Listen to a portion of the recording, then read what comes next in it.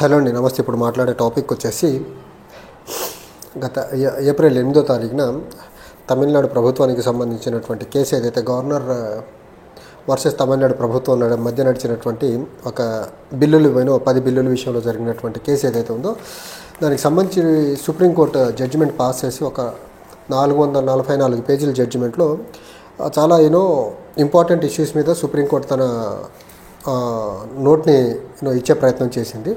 ఈ ప్రయత్నంలో భాగంగా గవర్నర్ అనే వ్యక్తి ఒక స్టేట్ లెజిస్లేటివ్ అసెంబ్లీ పాస్ చేసి పంపినప్పుడు ఆ బిల్లుకి అసెంట్ ఇచ్చే క్రమంలో ఆమోదం తెలిపే క్రమంలో పర్సనల్ డిస్సాటిస్ఫాక్షన్ లేకపోతే పొలిటికల్ కాన్స్పిరసీని ఆ బిల్లుని హోల్డ్ చేసేదానికి ఉపయోగించకూడదు అనేసి చాలా క్లియర్గా చెప్పే ప్రయత్నం అయితే చేసింది. గత 2020 నుంచి ఇప్పటి వరకు అంటే 5 సంవత్సరాలుగా తమిళనాడు గవర్నర్ ఎవరైతే ఆర్ఎన్ రవి ఉన్నాడో ఇతను ఒక బీజేపీ ఏజెంట్గా మనువాదుల బానిసగా గవర్నర్ ఆఫీస్లో కూర్చొని రాజ్యాంగబద్ధమైన హోదాలో ఉండి రాజ్యాంగబద్ధమైన ఆఫీస్లో కూర్చొని ఒక ప్రజాస్వామ్యబద్ధంగా ఏర్పడిన ప్రభుత్వం పాస్ చేసినటువంటి బిల్లులు ఏవైతే ఉన్నాయో ఆ బిల్లుల్ని హోల్డ్ చేసి తమిళనాడు ప్రభుత్వం యొక్క విలువైన 5 సంవత్సరాల కాలాన్ని వృధా చేశాడు ఈ మనిషి. సో దీన్ని బట్టి అర్థం చేసుకోండి, బీజేపీ వాళ్ళకి ప్రజాస్వామ్యం పట్ల రాజ్యాంగం పట్ల ఏమాత్రం గౌరవం ఉంది. తమిళనాడులో ఉన్నటువంటి ప్రభుత్వం ఏదైతే ఉందో డెమోక్రటికల్లీ ఎలక్టెడ్ గవర్నమెంట్.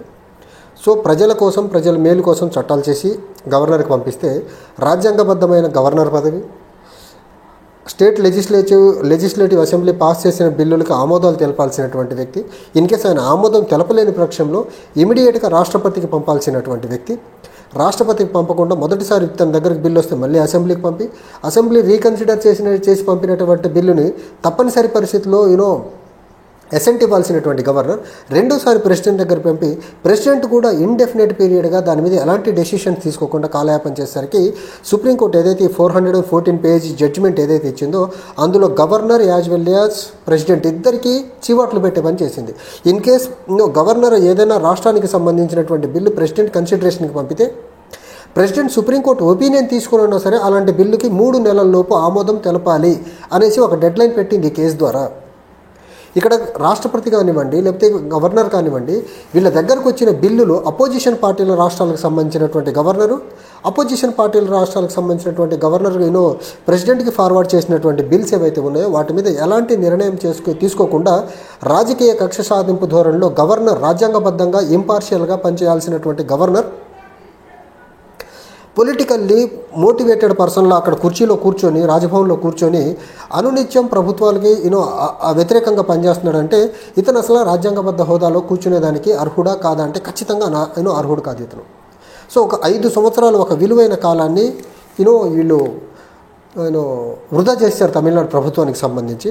అండ్ ఈ పర్టికులర్ జడ్జిమెంట్ పాస్ చేస్తున్న క్రమంలో అంబేద్కర్ గారి కోట్ ఒకటి ఉంది. ఆ కోట్ ఏంటంటే కాన్స్టిట్యూషన్ ఎంత గొప్పదన్నా కానివ్వండి ఇంప్లిమెంట్ చేసేవాళ్ళు బీజేపీ లాంటి వాళ్ళు ఉండుంటే సుప్రీంకోర్టు చెప్పలేదు బీజేపీ లాంటి వాళ్ళు అనేసి నేను చెప్తున్నాను అది. సో కాన్స్టిట్యూషన్ ఎంత గొప్పదన్నా సరే దాన్ని ఇంప్లిమెంట్ చేసేవాళ్ళు బీజేపీ లాంటి వాళ్ళు అయితే ఖచ్చితంగా ఆ కాన్స్టిట్యూషన్ ఖచ్చితంగా బీజేపీ మైండ్ సెట్కి అనుగుణంగానే ఉంటుంది, బ్యాడ్గానే ఉంటుంది. కాన్స్టిట్యూషన్ ఎంత బ్యాడ్ అయినా కానీ ఇంప్లిమెంట్ చేసేవాడు మంచివాడైతే ఆ బ్యాడ్ కాన్స్టిట్యూషన్ని కూడా చాలా గుడ్గా ఇంప్లిమెంట్ చేయగలరు అనేసి అంబేద్కర్ గారి కోర్టుని నాని ఫాల్కేవాలా గారు earlier supreme court one of the కేసులో చెప్పినటువంటి రెఫరెన్స్ని తీసుకొని ఈ కేసుని అయితే కంక్లూడ్ చేయడం అయితే జరిగింది. అండ్ కోర్టు చాలా క్లియర్గా ప్రెసిడెంట్ని కూడా ఈక్వల్గా ఎక్స్పోజ్ చేసే ప్రయత్నం చేసింది. ప్రెసిడెంట్ కూడా తన దగ్గరకు వచ్చినటువంటి బిల్లుని ఇండెఫినెట్ పీరియడ్గా హోల్డ్లో పెట్టేయాల్సిన అధికారము ప్రెసిడెంట్కి కూడా లేదు. 3 నెలల లోపు ఒక ఒక అసెంబ్లీ నుంచి కానీ పార్లమెంట్ నుంచి కానీ వచ్చినటువంటి బిల్లుకి 3 నెలల కాల వ్యవధిలో ఖచ్చితంగా అసెంట్ ఇవ్వాల్సిన అవసరం ఎయిదర్ ప్రెసిడెంట్ కానీ లేకపోతే గవర్నర్కి కానీ ఉందని చాలా క్లియర్గా చెప్పే పని అయితే చేశారు. ఇక్కడ ఇంకోటి మనం చూడాల్సింది ఏంటంటే రాజ్యాంగబద్ధ హోదాలో గవర్నర్ అవ్వనివ్వండి, రాష్ట్రపతి అవ్వనివ్వండి, ఫర్ దట్ మ్యాటర్ జడ్జెస్ అవ్వనివ్వండి, వీళ్ళందరూ రాజ్యాంగబద్ధ హోదాలో పదవుల్లో కూర్చున్నటువంటి వ్యక్తులు డెఫినెట్గా వీళ్ళు పొలిటికల్ వెండేటాతో పొలిటికల్ మోటివ్స్తో పర్సనల్ గ్రడ్జెస్ పెట్టుకొని వీళ్ళు ఇలాంటి వాళ్ళు పనిచేయడం అది రాజ్యాంగాన్ని అవమానపరుస్తున్నట్టుగా భావించాలని సుప్రీంకోర్టు చాలా క్లియర్గా చెప్పింది. గత 5 సంవత్సరాలుగా ఈ ఆర్ఎన్ రవి అనే వ్యక్తి ఖచ్చితంగా రాజ్యాంగాన్ని అడుగడుగున అవమానపరుచుకుంటూ తమిళనాడు రాష్ట్ర ప్రజలు కట్టినటువంటి పన్నుల ద్వారా జీతభత్యాలు తీసుకుంటూ తమిళనాడు రాష్ట్ర ప్రజల డబ్బుతో బతుకుతున్నటువంటి ఈ వ్యక్తి నిత్యం తమిళనాడు ప్రజలకు వ్యతిరేకంగా, ప్రజలు ఆ యొక్క అభిష్టానికి వ్యతిరేకంగా పనిచేశాడు ఈ వ్యక్తి. సో ఈయన్ని దృష్టిలో పెట్టుకొని సుప్రీంకోర్టు చాలా క్లియర్గా ఒక కామెంట్ చేసింది. ప్రజల ట్యాక్సుల ద్వారా జీతాలు తీసుకొని రాజ్యాంగబద్ధ పదవుల్లో కూర్చున్నోళ్ళు రాజ్యాంగబద్ధంగా పనిచేయాలి, కానీ రాజ్యాంగేతర శక్తిగా రాజ్యాంగాన్ని వ్యతిరేకిస్తూ పనిచేయడం అది రాజ్యాంగాన్ని అవమానపరిచినట్టు. అండ్ రాజ్యాంగాన్నే కాదు, ఫెడరల్ స్ట్రక్చర్ని అవమానపరిచినట్టు.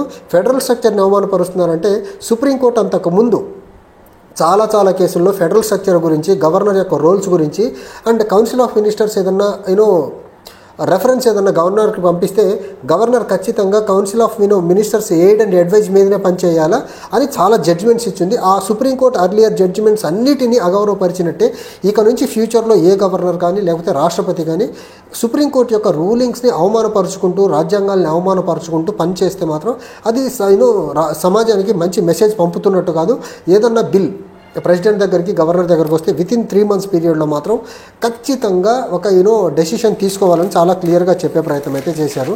అండ్ ఇక్కడ మనము చూసుకున్నట్లయితే 1951లో హిందూ కోడ్ బిల్ని అప్పుడు పార్లమెంట్ పాస్ చేసి కన్సిడర్ అసెంట్ కోసం అప్పుడు ప్రెసిడెంట్ రాజేంద్ర ప్రసాద్ గారికి పంపిస్తే రాజేంద్ర ప్రసాద్ గారు ఆర్థోడాక్స్ హిందూ. సో ఆర్థోడాక్స్ హిందూగా ఉన్నటువంటి రాజేంద్ర ప్రసాద్ గారు పర్టికులర్ బిల్కి ఆమోద ముద్ర వేయినప్పుడు జవహర్లాల్ నెహ్రూ గారు అటార్నీ జనరల్ ఆఫ్ ఇండియాని పిలిచి ఎందుకు ఈ బిల్లు ప్రెసిడెంట్ ఎందుకు అసెంట్ ఇవ్వట్లేదు, దీని వెనకాతలో ఉన్న రీజన్ ఏంటి, అండ్ ఇండెఫినెట్ పీరియడ్గా ప్రెసిడెంట్ దీన్ని విత్హోల్డ్ పెట్టుకోవచ్చా అంటే అప్పుడు అటార్నీ జనరల్గా ఉన్నటువంటి శీతల్వాత్ అనే వ్యక్తి చాలా క్లియర్గా చెప్పాడు. సో ఏదైతే రాష్ట్రపతి, మన ఇండియన్ రాష్ట్రపతి ఉన్నాడో అది బ్రిటన్లో ఉన్నటువంటి కింగ్తో ఈక్వల్. పార్లమెంట్ పాస్ చేసినటువంటి చట్టాల మీద రాజముద్ర వేయడమే అతని పని. అంతకు తప్ప అతను విత్హోల్డ్ చేసుకునే దానికి అతనికి పవర్స్ లేవు అని క్లియర్గా చెప్పిన తర్వాత ఇదే అంశాన్ని రాజేంద్ర ప్రసాద్ గారికి అటార్నీ జనరల్ గారు ఇన్ఫామ్ చేసిన తర్వాత రాజేంద్ర ప్రసాద్ గారు though he is an orthodox Hindu కన్వెన్షన్ని ఫాలో అయ్యి రాజ్యాంగాన్ని గౌరవించి రాజ్యాంగబద్ధ హోదాలో రాజ్యాంగబద్ధ పదవిలో కూర్చున్నాడు కాబట్టి హిందూ కోడ్ బిల్కి ఆయన అసెంట్ ఇవ్వడం జరిగింది.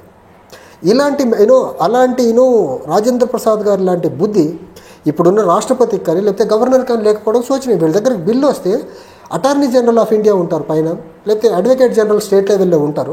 వీళ్ళ దగ్గర ఒపీనియన్ తీసుకుని ఉన్న బిల్కి అప్రూవల్ ఇవ్వాలా లేదా అని తీసుకోవచ్చు కదా. అప్రూవల్ ఇవ్వలేని పక్షంలో రిటర్న్ పంపించవచ్చు. రిటర్న్ పంపిన తర్వాత రీకన్సిడర్ చేసి మళ్ళీ బిల్ పంపితే ఖచ్చితంగా దాన్ని యాక్సెప్ట్ చేయాలి కదా. ఈ మాత్రం కామన్ సెన్స్ లేని వ్యక్తి ఈయన ఐపీఎస్కి ఎలా పనిచేశాడు, ఐబీలో ఎలా పనిచేశాడు, తర్వాత సిబిఐలో ఎక్కడో పనిచేస్తున్నాడు. ఇతను ఇన్ని సంవత్సరాలు పబ్లిక్ లైఫ్లో ఉండి కన్వెన్షన్ తెలియకుండా పనిచేశాడా, తెలిసి పనిచేశాడా, లేకపోతే అసలు అనునిత్యము రాజ్యాంగాన్ని వైలేట్ చేసుకుంటూ పనిచేశాడా అనేది అర్థం కాని పరిస్థితి. అలాంటి వ్యక్తిని తీసుకొని గవర్నర్గా కూర్చోబెట్టి ఒక రాష్ట్రం యొక్క విలువైన 5 సంవత్సరాల కాలాన్ని వృధా చేసినటువంటి వ్యక్తి అసలు నిజంగా ఆయనకి ఏమాత్రం కాన్స్టిట్యూషనల్ మొరాలిటీ కానీ లేకపోతే ఏమాత్రం ఆయనకు కాన్షియస్నెస్ అనేది ఏమాత్రం కొంచెం ఉంటే ఖచ్చితంగా సుప్రీంకోర్టు ఈ జడ్జిమెంట్ ఇచ్చిన వెంటనే అతను గవర్నర్ పదవికి రాజీనామా చేయాల్సి ఉండేది. కానీ తెలుసు కదా బీజేపీ వాళ్ళు ఎలాంటి వాళ్ళు, పదవిని పట్టుకుని ఊగులాడేవాళ్ళు. కాన్స్టిట్యూషనల్ మొరాలిటీ అంటే ఏంటో తెలియదు, కాన్స్టిట్యూషనల్ ఎథిక్స్ అంటే ఏంటో తెలియదు. ఇంకా అలాంటి వాళ్ళ దగ్గర నుంచి మనం గుడ్ గవర్నెన్స్ లేకపోతే కాన్స్టిట్యూషనల్ ఎథిక్స్ని, కాన్స్టిట్యూషనల్ మొరాలిటీని ఎక్స్పెక్ట్ చేయడం నిజంగా భారతదేశం చేసుకున్న తప్పు ఇది. ఇలాంటి బీజేపీని అధికారంలోకి తీసుకొచ్చి సంఘ్ పరివార్ భావజాలంతో ఉన్నటువంటి వ్యక్తుల్ని గవర్నర్లుగా, రాష్ట్రపతులుగా స్టాట్యుటరీ బాడీస్లో, కాన్స్టిట్యూషనల్ బాడీస్లో కూర్చోబెట్టి రాజ్యాంగం యొక్క కన్వెన్షన్స్ అన్నింటినీ పక్కన పెట్టి ఇలా విచ్చలవిడిగా ఒక ఆటవిక రాజ్యం దిశగా భారతదేశాన్ని తీసుకెళ్తున్నారంటే నిజంగా భారతదేశంలో ప్రజలు చాలా విలువైన సమయాన్ని బీజేపీ చేతిలో అధికారాన్ని పెట్టి చాలా విలువైన టైంని కోల్పోయే ప్రయత్నం అయితే గత 11 సంవత్సరాలుగా జరుగుతుంది. చూడాలి ఈ ఆటవిక రాజ్యంలో మార్పులు ఎప్పుడు వస్తాయి, ఈ ఆటవిక రాజ్యం ఎప్పుడు గద్దె దిగుద్దో మాత్రం తెలియని పరిస్థితి. నిన్న అమెరికన్ ఇంటెలిజెన్స్ హెడ్ కూడా చెప్పినటువంటి పరిస్థితి ఏంటంటే దేశాల్లో ఈవీఎం స్టాంపరింగ్ జరుగుతున్నట్టు యూఎస్ క్యాబినెట్ దగ్గర ఆధారాలు ఉన్నాయని చెప్పే ప్రయత్నం చేస్తే దాన్ని ప్రొటెక్ట్ చేసి జరగట్లేదు అనేసి ఎలక్షన్ కమిషన్ ఆఫ్ ఇండియా అందరికంటే ముందు వచ్చి మాట్లాడే ప్రయత్నం చేసింది. సో ఈ రకంగా వీళ్ళు నిజంగా అమెరికా దగ్గర క్యాబినెట్ దగ్గర అలాంటి రిపోర్ట్ కానీ ఉండుంటే, అలా కానీ ఇండియాలో జరుగుతూ ఉంటే బీజేపీ ఎప్పటికీ అధికారం నుంచి గద్దె దిగదు.